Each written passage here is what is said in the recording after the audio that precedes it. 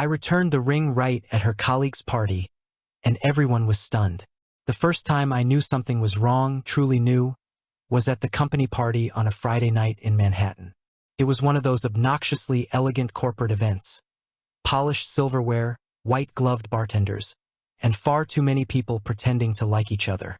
We were on the rooftop of a high-rise hotel overlooking the city. There were fairy lights strung from heating towers to steel beams, jazz playing from a live quartet in the corner, and some VP from marketing giving a speech no one was listening to. I should have been mingling more, shaking hands, laughing at things that weren't funny. I was a senior analyst at the firm, and this kind of party was practically staged for people like me to show our worth in tailored suits and safe small talk. But my attention was elsewhere. Emma. She was my fiancée. We'd been together nearly 4 years, engaged for the last 11 months. She looked stunning that night. Hair curled in a way that made it look effortless, dress a deep green that brought out her eyes. The kind of woman who didn't just walk into a room but belonged to it. She was sitting on a cushioned bench along the balcony's edge, half-turned toward a group of co-workers. Everyone around her had a drink in hand, chatting, laughing, leaning in and out of conversation like some social ballet. But I only noticed one detail. Her hand. It was resting lightly on the wrist of the guy beside her. Not holding it, not gripping, just resting. Barely touching, yet somehow impossibly int asterisk mate. The guy, mid-30s maybe, navy blazer with no tie, wore a smug kind of smirk, like he knew something the rest of US didn't. I recognized him vaguely. Someone from the Chicago branch, flown in for the quarterly sync-ups. Tall, relaxed, with that overconfident lean guys get when they know they're being watched. Emma leaned in toward him again, her head tilting just slightly, and let out a laugh. Not just a polite chuckle, the kind of laugh that turned heads.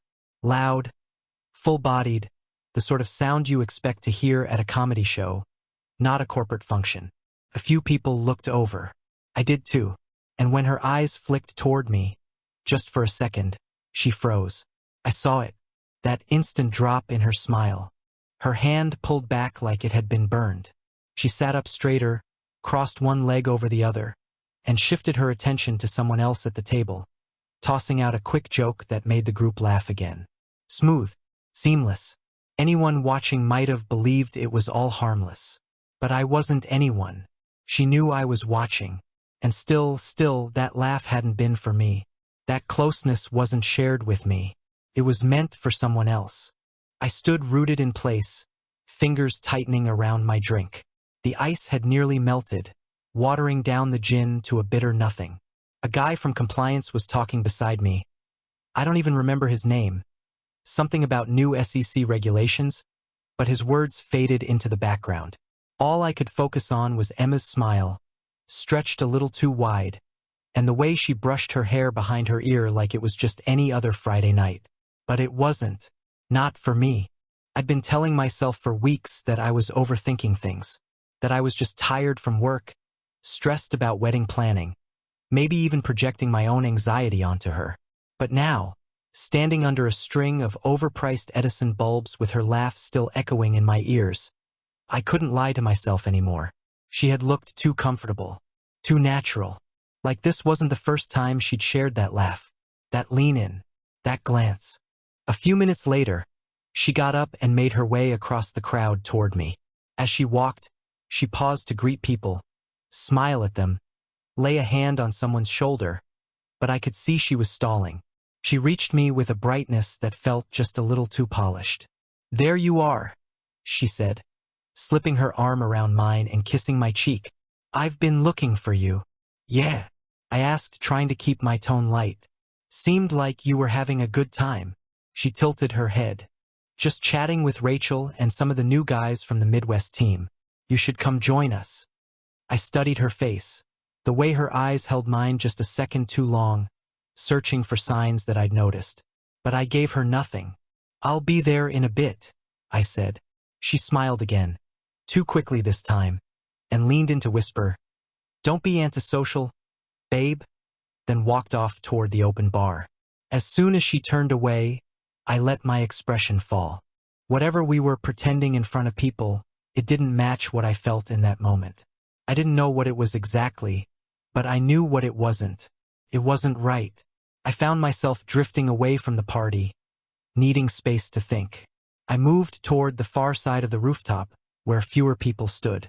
The sounds of laughter and glass clinking still floated in the air, but they felt distant now, like background noise in a dream you can't quite wake from. The skyline stretched out ahead, glittering, infinite. Somewhere out there was the apartment we shared, the future we were building, the guest list she'd spent hours curating, the registry we'd made at that stupid cookware store in Soho, the honeymoon we were supposed to take in Barcelona. And yet, the only thing I could think about was that tiny gesture, her hand on someone else's wrist. It should have meant nothing, but it didn't, because you don't touch someone like that unless there's already something there. Some shared spark. A glance exchanged a few too many times. A joke that lingers longer than it should. And most of all, you don't pull away the moment your fiancé sees it unless you know deep down that it's wrong. When I rejoined the party 20 minutes later, Emma had returned to the table, but the Chicago guy was gone. One of her friends was talking about engagement rings, and Emma flashed hers like it meant something. Everyone smiled. Toasted. I smiled too, but in my chest, something cracked. Just a hairline fracture, nothing anyone else could see. But I felt it. And deep down, I knew cracks only get wider. I didn't say anything about what I saw that night. Not to her, not to anyone.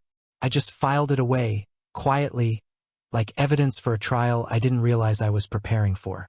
But as I rode the train home that night, the silver blur of Manhattan giving way to dark windows and my own reflection staring back, I started playing back all the little things. Not just what happened at the party. Everything. And suddenly, it was like the past few months flipped over, showing me a side I hadn't wanted to see. It started with the late nights. First, they made sense. Emma worked in project management, and her firm had just taken on a massive client.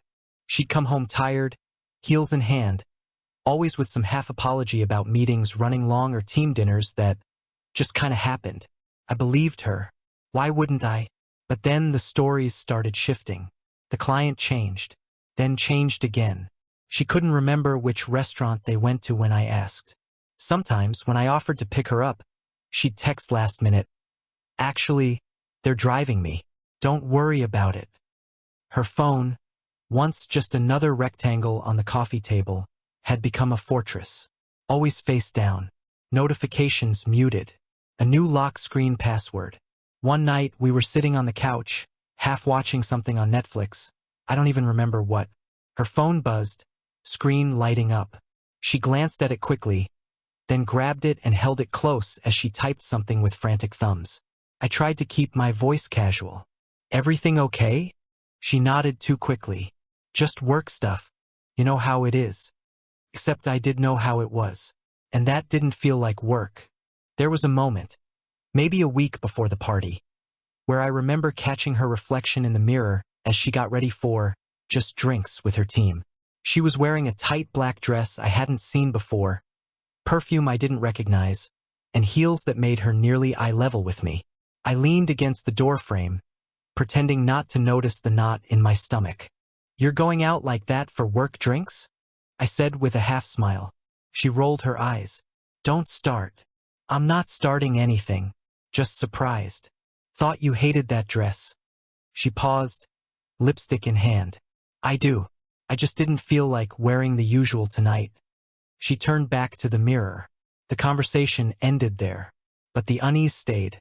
And then there was the bathroom thing. Emma had never been one to care much about privacy between us. We lived together after all. We'd brushed our teeth in the same mirror, shared showers, stolen each other's razors and moisturizers without a second thought. But lately, she'd started taking her phone into the bathroom with her. Always.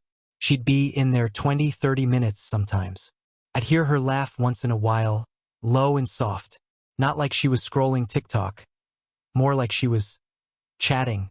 The first time I noticed, I brushed it off. The second, I tried not to. By the fifth, I stopped pretending it was nothing. She said she was just decompressing. "Scrolling helps me shut my brain off," she said once when I asked. But I noticed she never scrolled near me. The weirdest part? I wanted to believe her. I really did. I remember this one morning, maybe 2 weeks before the party. She was in the shower, singing softly under the spray, and her phone lit up on the nightstand. I wasn't trying to snoop. I was just getting dressed. But the screen blinked once, and I caught a name. No last name. Just that. Followed by, "Same place tonight?" And a winky face. I didn't open it. I didn't even touch her phone. I just stared at the notification until it disappeared. I told myself it could have been anything. A joke. A friend. Someone from work. But people don't send winks to coworkers about the same place. Not unless they're meeting somewhere they shouldn't be. I told myself I was overthinking it. That I was reading too much into it because of wedding stress, because of long hours at the office, because I missed the version of us that used to order takeout and binge-watch old movies on weeknights. I wanted to believe we were just in a rough patch. But rough patches don't come with burner texts. There were other signs too. The little fights that flared up from nothing about toothpaste, laundry, who forgot to buy dog food. The way she'd snap, then pull back instantly, as if surprised by her own anger. Or how sometimes, when I said I loved her, she'd smile but wouldn't say it back right away. Just or a kiss on the cheek. Those were new. She used to say it first. And our plans, they started fading. We used to talk about weekend trips, what kind of couch we wanted in the new apartment, what color the invitations should be. But now she barely engaged. I'd mention wedding stuff, and she'd nod absently. Say something like, "We'll figure it out later." Later never came. One night I brought up the honeymoon. I'd found flights to Spain that were crazy cheap. I thought she'd be excited. She looked up from her laptop and said, "I don't know, Jake. Maybe we should wait until things settle down at work." It wasn't the words. It was the tone. Flat. Tired. Like she wasn't planning anything anymore. Like she wasn't with me anymore.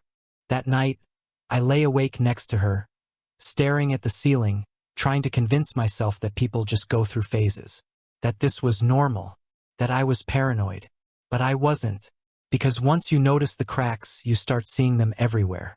Her voice when she answered the phone and stepped out of the room. The new clothes she bought without telling me. The way her scent lingered longer when she left. The way she smiled less when she came home. And maybe the worst of it, the guilt I started to feel for even wondering. Like I was the one betraying her by being suspicious.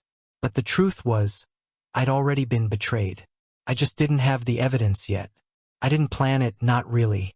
At least not at first. Started as a hunch. A feeling I couldn't shake. You know, that gut-tightening kind of suspicion that lingers no matter how many times you try to talk yourself down? That was me. For weeks. Going through the motions. Smiling when I needed to. Nodding. Laughing at things I didn't hear. But beneath it all, I was watching. Listening. Waiting. The final push came on a Wednesday morning. Emma was standing by the kitchen island, sipping her coffee, scrolling her phone. She wore this pale blue blouse I'd never seen before, tucked into a pencil skirt that hugged her too well to be accidental. "Client dinner tonight," she said, barely looking up. "It might run late. Don't wait up." I asked where. "Someplace near the office," she said. "It's just the team. I told you." She hadn't. Not this time. But I didn't argue. Didn't show anything. Just nodded and took a sip from my own mug, heart thudding like a drum in my chest. After she left, I called out sick. Said it was a stomach thing. No one asked questions. I sat on the edge of the bed for over an hour, not moving, just staring at the empty coffee cup in my hand, wondering if I was insane, wondering if this would end up being the worst night of my life or the most important. I waited until dusk before I left. I drove to Midtown, parked a block away from the restaurant near her office. A sleek Italian place with dim lighting and valet service. Not the kind of spot you take a team of project managers after work. I had a hoodie pulled over my head, ball cap low, hoping no one would recognize me. I didn't plan to go in. I wasn't looking to make a scene. I just wanted answers. Real ones. I sat in my car, engine off, windows cracked, watching the entrance. It was cold, but I didn't feel it. My nerves made everything sharp. The sidewalk, the headlights, the buzz of traffic. Around 8:15 I saw her. She came out through the side entrance, not the front, laughing. Not the laugh I knew. Not the one she gave me when I tickled her feet or made bad impressions of her boss. This one was softer, more int asterisk mate. It was off guard in a way that felt wrong. And beside her, him. Same guy from the rooftop party. Chicago office. Navy blazer. I still didn't know his name, but I knew his face. He followed her out with the kind of ease that comes with familiarity. His hand brushed hers as they stepped onto the sidewalk. She didn't pull away. They lingered near the alley between the restaurant and the parking garage. I slid lower in my seat, barely breathing. From where I sat, I could only see their profiles, but I didn't need more. She leaned into him. He said something close to her ear. She laughed again, quieter this time. And then he reached out, casually, like it was second nature, and placed his hand on her waist. She didn't flinch. She didn't hesitate. Instead, she let him press her against the brick wall. And then he kissed her. Not a drunken mistake. Not a clumsy goodbye. This was practiced, rehearsed, smooth, and she kissed him back. I sat there, completely still, like if I didn't move, the moment might somehow not be real. But it was. My heart didn't just break. It froze. She pulled away after maybe 10 seconds. Smiling. She adjusted his collar like she'd done it before. Then she glanced toward the street, checked her phone, said something I couldn't hear. They laughed again. He walked off first. She lingered, wiped her mouth, looked at her reflection in the glass door, fixed her lipstick, and then she was gone. Just like that. I didn't follow her home. Couldn't. I couldn't do anything. I just sat in that freezing car for another hour, engine off, hands gripping the steering wheel like it was the only thing keeping me together. That image of her against the wall, lips locked with someone who wasn't me. It played in my mind on a loop, over and over, like it had burned itself into the backs of my eyelids. For months, I'd been trying to connect dots that didn't want to be connected. She'd given me puzzle pieces, scattered and hidden in places where only someone desperate would look. Late nights, locked phones, excuses, laughter that didn't reach me anymore. And now I had the missing piece. There was no denying it. No mental gymnastics to justify what I saw. No, maybe it wasn't what it looked like. No room for empathy, no second chances. Just truth. Undeniable. Ugly. Heavy. I drove aimlessly after that. Just drove. Down into the financial district. Up through the Upper West Side. Nowhere to be, no one to call. Music off. Lights bleeding into each other. When I finally pulled into our driveway, her car was already there.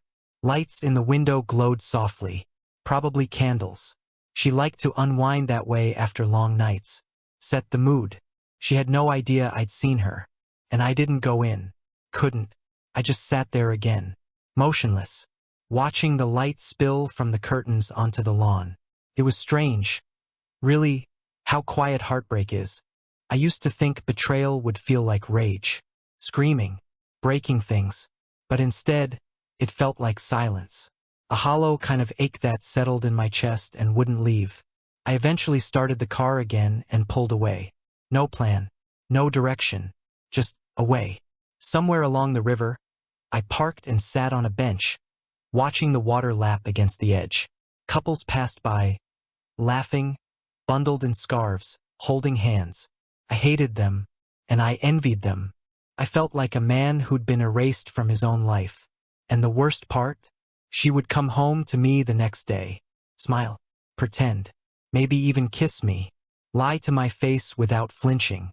She'd ask if I wanted eggs or pancakes. She'd talk about booking the florist. She'd remind me to RSVP to her cousin's wedding. But nothing she said would ever mean the same again. Because now I knew. And no ring, no vow, no half-hearted apology would ever erase what I saw. I didn't sleep the night I saw them. Didn't even try. I drove for hours again, zigzagging through neighborhoods I hadn't been to in years, passing closed diners and dark apartments with glowing windows. Lives I'd never live, people I'd never know, all of them seemingly intact. Around 5 in the morning, I parked in an empty lot behind a 24-hour grocery store. I stared at the cracked dashboard of my car, then at my own reflection in the rearview mirror. I looked like a man who hadn't slept in days, like someone who'd been gutted and left to walk around pretending he was still whole. By the time the sun started rising, I wasn't angry. I wasn't even heartbroken anymore. I was clear. There's something terrifying about that kind of clarity, the kind that shows up when all your fears have been confirmed and there's nothing left to imagine. The worst has happened. The knife is already in. All you can do is decide what to do with it. I drove home mid-morning. Emma was there, curled up on the couch in a hoodie, sipping coffee like she hadn't just destroyed everything. "Hey, babe," she said casually. "You're up early. Couldn't sleep?" I wanted to laugh at the absurdity of it all. The mask she still wore. The fact that she could greet me with "Hey, babe," after pressing her lips against someone else's just 12 hours ago. But I said nothing, just nodded and went upstairs, closed the door behind me and collapsed into the guest bed fully clothed. I didn't want to look at her. I didn't want to breathe the same air. For 2 days I barely spoke. I went to work, came home, stayed quiet. She asked questions, "Everything okay?" And "You seem off lately," but I deflected. I knew she could feel the shift, but she didn't press. Maybe she assumed I was stressed about the wedding or money or work. Maybe she thought the guilt would pass. But I wasn't waiting for guilt. I was waiting for the next company gathering. It was Friday, exactly 1 week since the rooftop party. The firm was hosting a quarterly team sync in a conference space they'd rented near the office. Not as glamorous as last week's rooftop event, but formal enough. Emma was going. So was he. The guy. The one with the navy blazer and smug grin. I showed up uninvited. Not in a rage, not ready to cause a scene, but with one goal and one object in my pocket. The ring. Not just any ring, her ring. The one I had picked out 6 months earlier. I remembered standing at the counter in the jewelry store, obsessing over the cut, the clarity, the setting. I remembered the way my hands shook when I slipped it onto her finger the night I proposed. She had cried then, held my face in her hands like I was the most important thing in the world. I carried that same ring in its original box, tucked into the inside pocket of my jacket. It was heavier than I remembered. I walked into the meeting room like I belonged there. Nobody stopped me. I'd attended plenty of these events before, and faces tend to blend when you're part of a large firm. The room was filled with tables and standing desks, catered lunch trays, and a coffee bar at the far end. People were mingling, talking about numbers, leads, quarter targets. And then I saw her. Emma stood near the back table, laughing with 2 women from her department. She looked polished, professional, the perfect fiancée on paper. Her hand gestured as she spoke, her smile lighting up her face like it always used to do for me. He was there, too, standing a few feet away, pretending to be in a separate conversation but clearly orbiting her. I walked straight toward them. People saw me.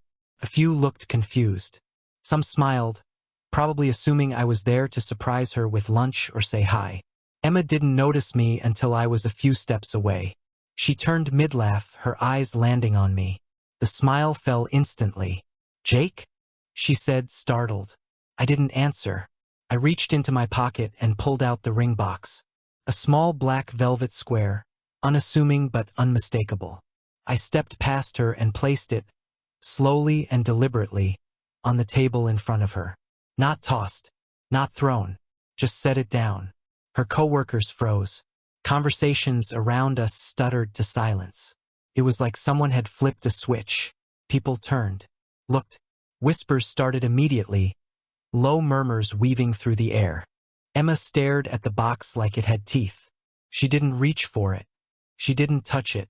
She just looked at it, and then up at me. I met her eyes, said nothing. She opened her mouth, maybe to explain, maybe to lie. I'll never know, because I didn't give her the chance. I turned and walked out. The hallway outside was pin-drop silent. I heard the door click shut behind me, followed by nothing. No footsteps chasing after me. No voice calling my name. Just silence. And honestly, felt good. Not satisfying. Not victorious. Just real. Clean. I didn't need to yell. I didn't need to scream "you cheated" in a room full of her colleagues. The ring had said everything. It was a declaration. This is what you threw away. This is what you don't deserve.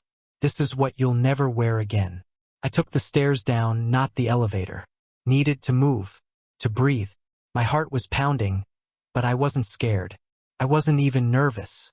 It was like I'd walked through fire and come out too numb to feel the burn anymore. Outside, the city moved on like nothing had happened. People walked, cars honked, pigeons scattered across the sidewalk. Normal life, but mine had changed. No more wondering. No more late-night drives trying to make sense of half-truths. I had given her a chance at forever, and she traded it for 5 minutes against a restaurant wall. When I got back to my car, I sat behind the wheel for a long time. I didn't cry. I didn't scream. I just breathed. It was over. Not officially. Not legally. But in every way that mattered, the bond had snapped. I had placed that ring in front of her not as a proposal, but as a verdict. And whatever came next, the apologies, the justifications, the desperation, none of it would matter, because I was done. She just didn't know it yet. When I left that conference room, the city swallowed me whole. I remember stepping onto the street, sunlight glaring off glass towers, horns blaring, people brushing past me with phones pressed to their ears. All of it felt distant, like I was behind a pane of soundproof glass. My body moved, but my mind stayed back in that room with the ring box and Emma's frozen face. I walked without direction for a while, past food trucks, across intersections, down staircases into subway stations and back up again. I must have looked like a ghost. Suit jacket unbuttoned, eyes fixed somewhere no one else could see. By the time I reached my car, parked 2 blocks away, the numbness had started to shift into something heavier. Not rage, that had burned itself out days ago, but a dense, hollow ache, like a stone in my chest. I drove. I didn't know where. Just moved through Manhattan like water through pipes, down streets I hadn't seen in years. Every red light felt like an eternity. Every green light a dare to keep going. My phone buzzed once, twice, 3 times. I didn't look. I already knew who it was. Emma. I could picture her sitting there at the table after I left. Coworkers staring, whispers flying. That little black box sitting between her and everything she thought she could keep hidden. Maybe she was trying to call me now, to spin a story, to throw a lifeline. But the line had already snapped. I turned the phone over on the passenger seat, screen down. Let it buzz until it stopped. As the afternoon faded, I found myself driving along the West Side Highway, the Hudson stretching out to my right, its surface flickering like broken glass. I pulled off near a pier, parked in a lot almost empty except for a few delivery trucks, and just sat there. No music, no podcasts, no distractions, just silence. It was strange, really, how quickly the silence became loud. All the memories I'd been trying to suppress, the rooftop party, the late nights, the lipstick I didn't recognize, came flooding back. But now they weren't just suspicions. They were facts. A ledger of betrayals, each one written in my own handwriting because I'd been the one collecting them. I closed my eyes and leaned back against the headrest. The smell of stale coffee and car upholstery filled the cabin. My hands, gripping the steering wheel, felt foreign, like they belonged to someone else. Who was I now? I'd built my life around her. I'd planned a wedding with her, saved for a honeymoon with her, imagined a future with her. Every decision I'd made in the past 4 years had been with Emma in mind. And in a matter of seconds, a hand on a wrist, a kiss against a wall, a ring box on a table, it all disintegrated. I started driving again after dark. Headlights carved pale tunnels through the streets. Streetlights flicked across my windshield in staccato bursts. At one point I caught my reflection in the window. Hollow eyes, jaw clenched, lips pressed into a line. I didn't recognize the man staring back. I think that was the moment it hit me fully. I no longer belonged to the life I had been living. I was a guest in it now, an intruder. I drove past our apartment without stopping. The lights were off. Her car was still there. For a second, I thought about pulling over, going inside, demanding answers. But what was there to ask? I had all the answers already. Instead, I kept going. I wound up near the edge of Queens, where the city thins out into industrial lots and half-empty warehouses. Parked again. This time, I turned the engine off completely. The silence was heavier here, less city, more void. I reached into the back seat and pulled out the box I'd prepared days earlier without quite knowing why. A cardboard box filled with her belongings I couldn't bear to look at anymore. A scarf she always left on the couch. A mug we'd bought at a street fair. A photo of us at Coney Island. I set it on the passenger seat, stared at it for a long time. Then I drove back to the apartment. The building was quiet. Lights from neighboring windows glowed against the hallway walls. Our door looked exactly the same, but I felt like it belonged to strangers. I didn't go inside. I set the box of her things down at the threshold. My hands lingered on the top flaps for a moment, like I might change my mind, but I didn't. I straightened up, knocked once, not loudly, and walked away before anyone could answer. Down the stairs, out the door, back to the car. I didn't know where I was going, only that I couldn't stay. Not in that apartment. Not in that life. Not with the echo of her lies sitting in the living room like invisible furniture. I drove again. The city at night blurred into streaks of orange and white. Every bridge I crossed felt like a threshold, like I was passing out of one version of myself and into another. My phone buzzed again. Messages, calls, notifications. I turned it off completely. The screen went black, and in the reflection I caught another glimpse of myself. A man alone in a dark car, carrying nothing but the weight of what he'd lost. Hours passed. At some point I pulled over at a rest stop on the highway. Went inside, bought a bottle of water, didn't drink it. Sat on a bench outside watching trucks roll in and out. Everyone seemed to have a destination but me. When I finally got back behind the wheel, I whispered, not even sure to whom, I can't go back. And I meant it. The house, the wedding plans, the routines. All of it felt like a set built for a play that had already ended. The audience gone. The actors gone. Just me standing on an empty stage. By the time dawn began to creep over the skyline, I'd driven back to the river again. Parked in the same spot as before. Watched the water turn from black to gray to gold. My eyes burned from exhaustion, but I couldn't close them. I didn't cry. I didn't scream. I just sat there, breathing in the cold air, feeling like a man who'd been hollowed out and left behind. And for the first time since the ring box, I let the thought settle in fully. This isn't my life anymore. Not the one I built. Not the one she pretended to build with me. Something else was beginning whether I wanted it or not. I didn't know what it would look like. I didn't know who I'd be on the other side. But as the first light of morning touched the water, I knew one thing for sure. Couldn't go home. Not yet. Maybe not ever. Word spread fast. After the ring box incident, whispers followed Emma everywhere. Her coworkers avoided eye contact, and management subtly distanced her from client work. On social media, our photos vanished overnight, a quiet attempt to erase me. But silence was louder. Every call she made, every frantic message she sent, went unanswered. She had chosen her path, and now she was walking it alone. When we crossed paths months later, I saw her clearly. Not the woman I loved, but someone who needed admiration more than connection. She hadn't loved me.